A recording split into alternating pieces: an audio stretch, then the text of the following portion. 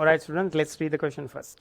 Select the correct expression for the output voltage V0 of the operational amplifier circuit shown here. Right, obviously you can see it's an operational amplifier. So if you can do the question, just go ahead, do the question, find the answer, then come back and check the answer. Right. So we are getting into the solution now.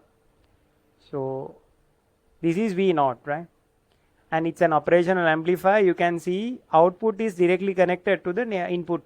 This is the input terminal. So negative input terminal, inverting input. So output is connected to that. So that means this is closed loop. Right. When closed loop comes into mind, if you have practiced your theories, you get this equation inside your head. V0 equals minus RF or R1 into V in. So this is closed loop gain for inverting input. Right. But just because this equation comes into your head, that doesn't mean you get the answer for this, because it's a bit of a confusing. We have R1, R2 both here, and apparently we have in the equation given, we have only R1 here. Right. But students, if you have practiced the method to prove this particular equation, yes, you know how to find the answer. Say here now, when we prove the equation, we assume this IF current flows from V out that goes to R3 and it doesn't go through the operation amplifier. We assume like that. It goes through this like this, right? So IF, let's say this current is I1 and this current is I2. IF is equal to I1 plus I2. And there's another thing we take, it's the potentials of these two terminals is equal. So if this potential is actually this terminal is grounded, so it's 0 here potential. So at the same time, the potential is 0 here. So that means we have potential here, 0 here, right? Now this is the connection we have. By using these two connections actually we can connect the voltage. IF means here you can see this is V0 and this is 0. So potential difference across R3 is V0.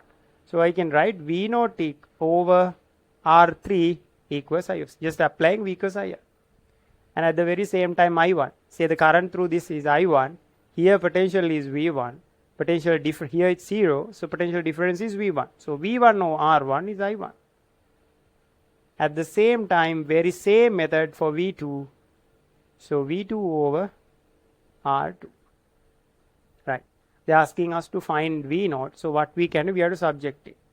So V0 equals R3 into V1 over R1 plus V2 over R3.